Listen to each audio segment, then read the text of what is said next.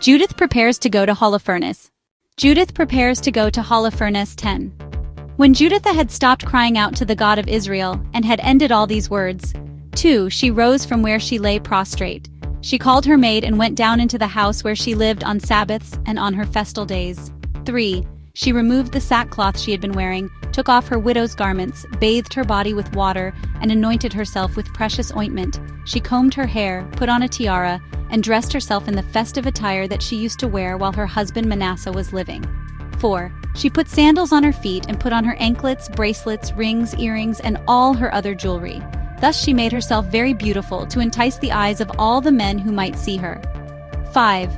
She gave her maid a skin of wine and a flask of oil, and filled a bag with roasted grain, dried fig cakes, and fine bread. Then she wrapped up all her dishes and gave them to her to carry.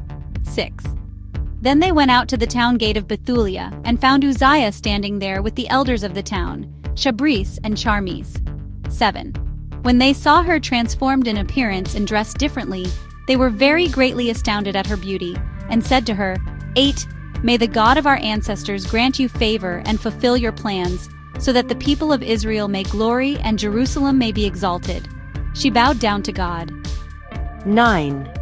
Then she said to them, Order the gate of the town to be opened for me so that I may go out and accomplish the things you have just said to me.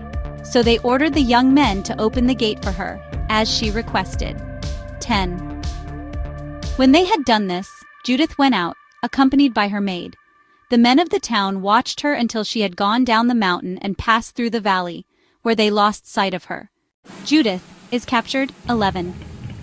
As the women Sia were going straight on through the valley, an Assyrian patrol met her 12 and took her into custody. They asked her, To what people do you belong, and where are you coming from, and where are you going? She replied, I am a daughter of the Hebrews, but I am fleeing from them, for they are about to be handed over to you to be devoured. 13. I am on my way to see Holofernes, the commander of your army, to give him a true report. I will show him a way by which he can go and capture all the hill country without losing one of his men, captured or slain. 14. When the men heard her words and observed her face, she was in their eyes marvelously beautiful. They said to her, 15. You have saved your life by hurrying down to see our Lord. Go at once to his tent. Some of us will escort you and hand you over to him. 16. When you stand before him, have no fear in your heart, but tell him what you have just said, and he will treat you well. 17. They chose from their number 100 men to accompany her and her maid, and they brought them to the tent of Holofernes. 18. There was great excitement in the whole camp, for her arrival was reported from tent to tent. They came and gathered around her as she stood outside the tent of Holofernes, waiting until they told him about her. 19. They marveled at her beauty and admired the Israelites, judging them by her. They said to one another, Who can despise these people who have women like this among them?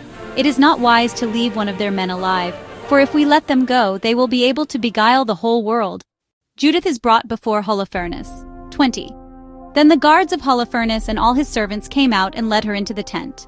21. Holofernes was resting on his bed under a canopy that was woven with purple and gold, emeralds and other precious stones.